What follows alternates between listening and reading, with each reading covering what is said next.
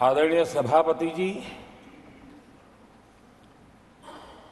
भारत की आजादी के इतिहास में हमारी संसदीय लोकतांत्रिक यात्रा में बहुत दशकों के बाद देश की जनता ने एक सरकार को तीसरी बार देश की सेवा करने का अवसर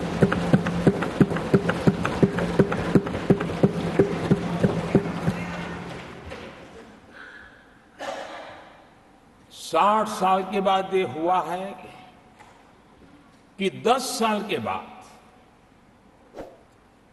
कोई एक सरकार फिर से उसकी वापसी हुई है। और मैं जानता हूं कि भारत के लोकतंत्र की 6 दशक के बाद आई हुई घटना असामान्य घटना है और कुछ लोग जानबूझ करके उससे अपना मुंह फेर करके बैठे रहे। कुछ लोगों को समझ नहीं आया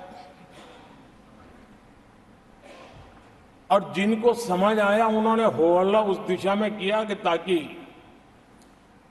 देश की जनता की इस विवेक बुद्धि पर, देश की जनता के इस महत्वपूर्ण निर्णय पर कैसे छाया कर दी जाए, कैसे उसको ब्लैकआउट किया जाए, इसकी कोशिश हुई। लेकिन मैं पिछले 2 दिन से देख रहा हूं कि आखिर तक पराजय भी स्वीकार हो रहा है और दबे मन से, कम मन से विजय भी स्वीकार हो रहा है।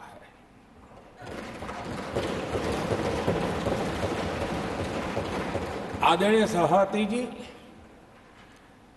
कांग्रेस के हमारे कुछ साथियों को मैं हृदय से धन्यवाद करना चाहता हूं,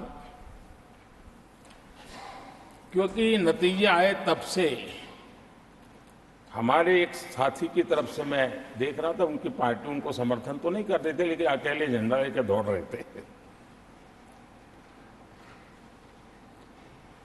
और मैं कहता हूं वो जो कहते थे उनके मुंह में घी शक्कर। और ये मैं क्यों कह रहा हूं? क्योंकि उन्होंने बार बार ढोल पिटा था 1/3 सरकार। इससे बड़ा सत्य क्या हो सकता है कि हमारे 10 साल हुए हैं, 20 और बाकी है। 1/3 हुआ है,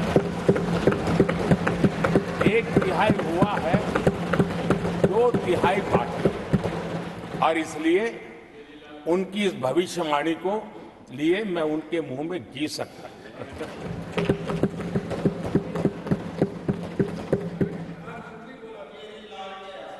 आदरणीय सभापति जी, 10 वर्षों के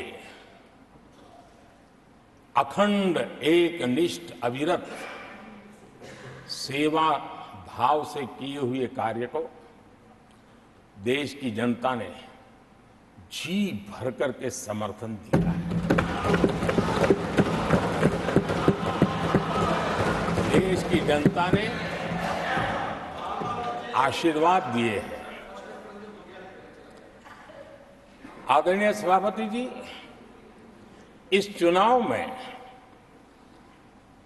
देशवासियों की विवेक बुद्धि पर गर्व होता है, क्योंकि उन्होंने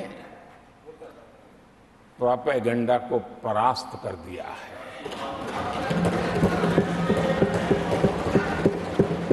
देश की जनता ने परफॉर्मेंस को प्राथमिकता दी है।